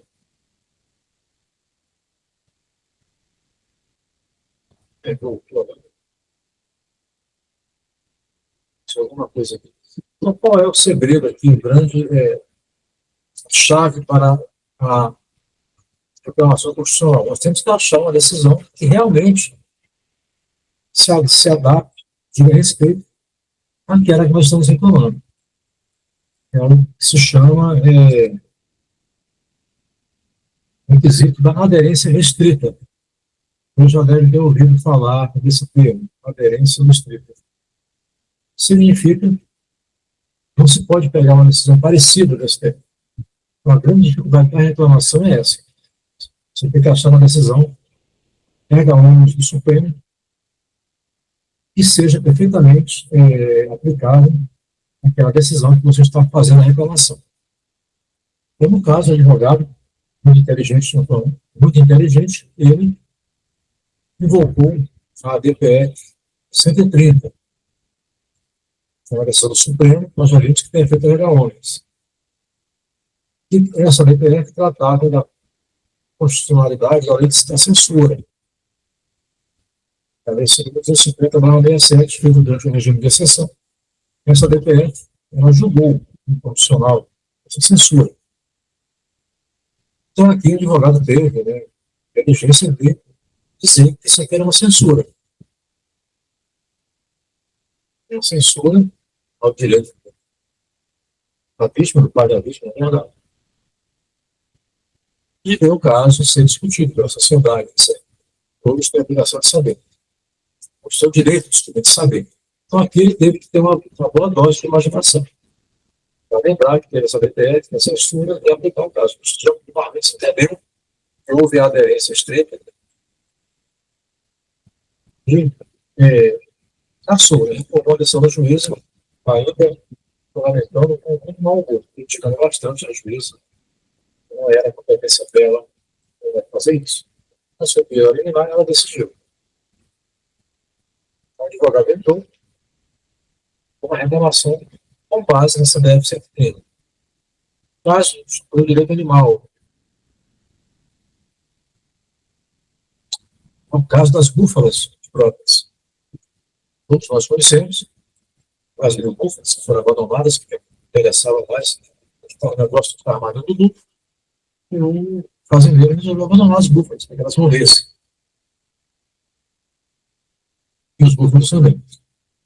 Então, aqui nós temos uma DPF 640, porque no julgamento criminal, o juiz entendeu que deveria vender aqueles búfalos que tinham sido recuperados pelo trabalho dos ativistas, e com o dinheiro da venda delas, tratasse dos outros que ainda estavam doentes. Para quando ficassem bons, serem vendidos também, e com o dinheiro da venda custear o tratamento dos que estavam doentes ainda estavam doentes. Logicamente não tem cabimento, não tem sentido uma decisão dessa, absurda. Então foi invocada a DPF 640, nem foi preciso chegar numa reclamação constitucional, a própria juíza já tomou a decisão. Essa DPF 640 proíbe o abate de animais apreendidos em situação de maus tratos. Então, lembrada dela, foi para rinhas de gado. Então, não se pode abater um animal, mesmo que ele seja um animal de produção, gado, por exemplo, no caso das búfalas, um gado. Normalmente não poderia ser abatido, mas se for resgatado os maus tratos, aí adquire o direito à vida. Os animais adquirem o direito à vida.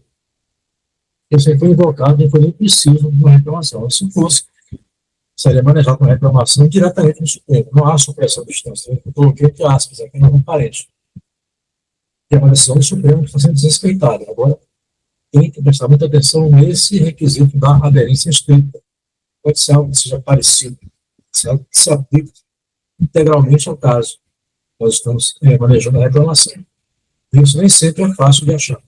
Fora isso, não coloquem os argumentos, como eu já vi, fazendo isso, peticionando como se estivesse na primeira instância. Vários argumentos na reclamação para ver se algum deles está certo. Não, você não pode fazer isso.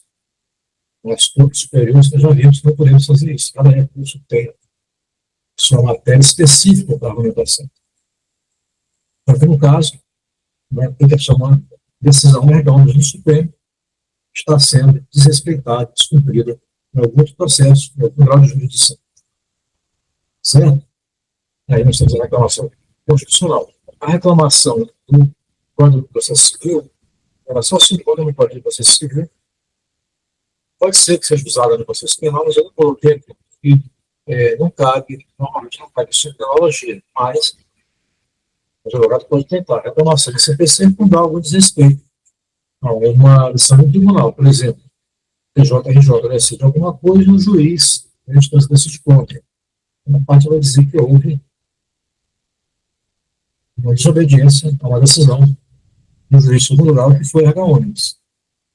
É mais restrito. Isso é de qualquer tribunal. Eu nunca vi isso ser aplicado no processo penal. Mas, a título de informação, vou dizer que existe uma reclamação também do CPC, que é diferente dessa constitucional.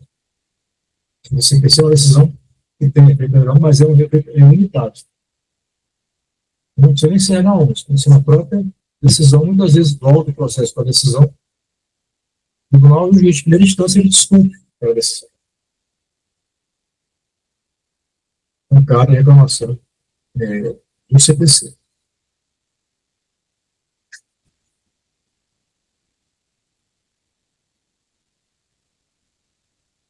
Mas, eu repito, não é apenas tipo de informação. Eu não considero isso aqui como um tema sentado em um curso de prática de forense criminal. Só precisa saberem que tem essa reclamação processual do CPC. Essa aqui.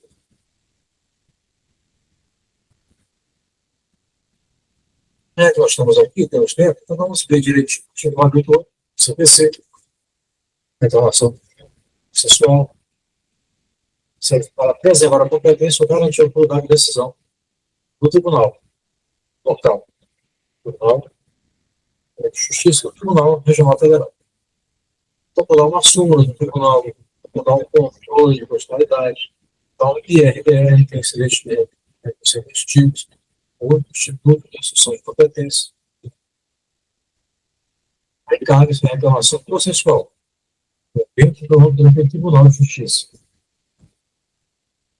Essa questão do IRDR não cabe uma reclamação do CPC. Quando você tiver sido interposto o RESP sobre o tempo. Se dá a mesma matéria, o RESP prevalece. Você está nesse processo aqui. Julgamento. Não 920, como isso aqui não nos interessa tanto, fica a título de informação, são os mesmos pedidos para ligar decisões obrigantes ou determinar a medida adequada. E nós temos também a reclamação regimental, que alguns regimentos chamam de correição. Em geral, ela é feita contra erros procedimentais. Por exemplo, o juiz deferiu uma prova, ou então não concedeu vista a outra parte, sem reiterar erro de procedimento. O regimento interno de cada tribunal tem suas hipóteses de reclamação. Como eu falei, às vezes, ela tem o nome de correição.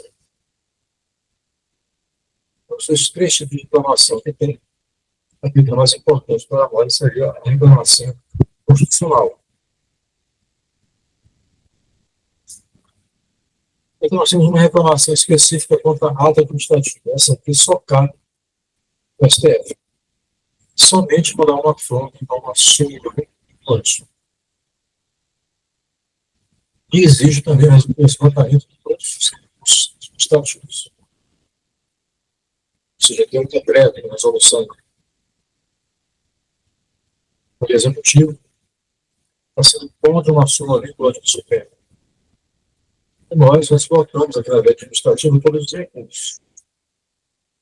São essas hipóteses restritas entre cada reclamação contra ato administrativo somente no STF. Não aconteceu o direito animal, a reclamação desse tipo.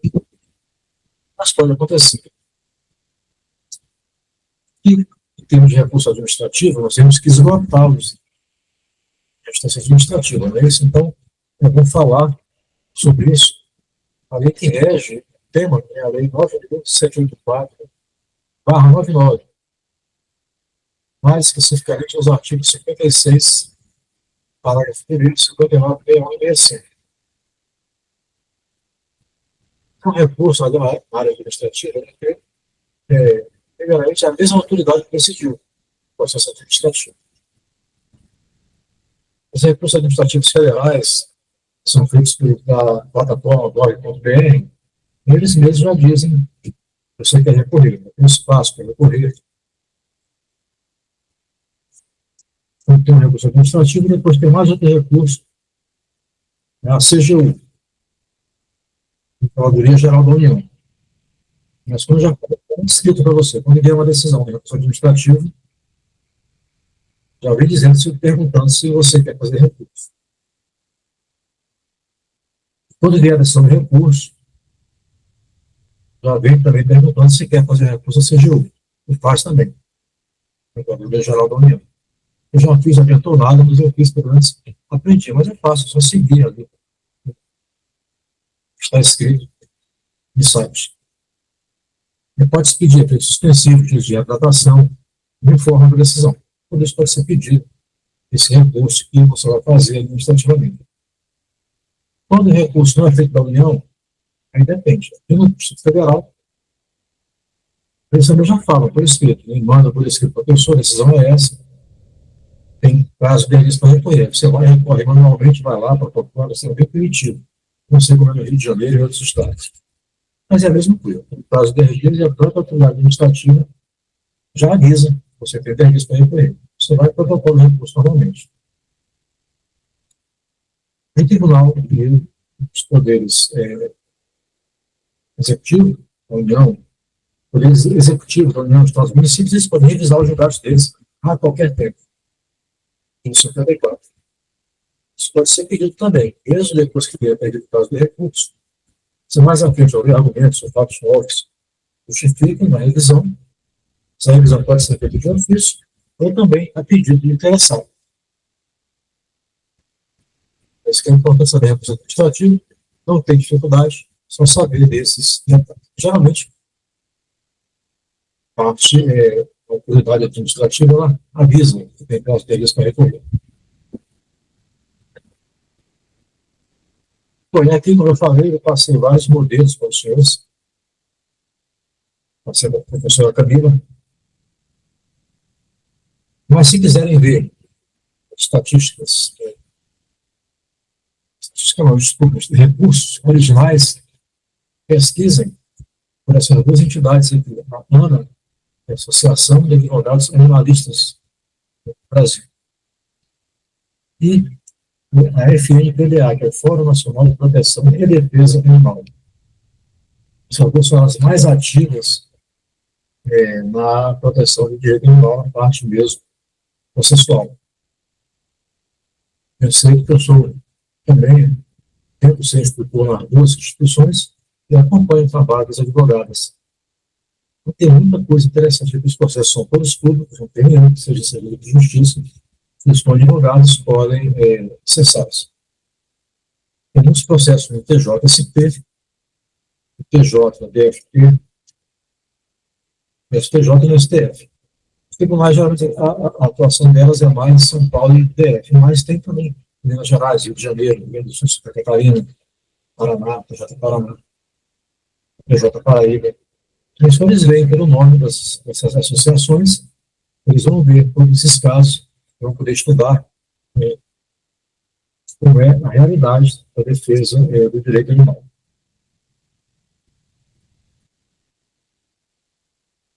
Então, aqui, em homenagem aos quilombolas,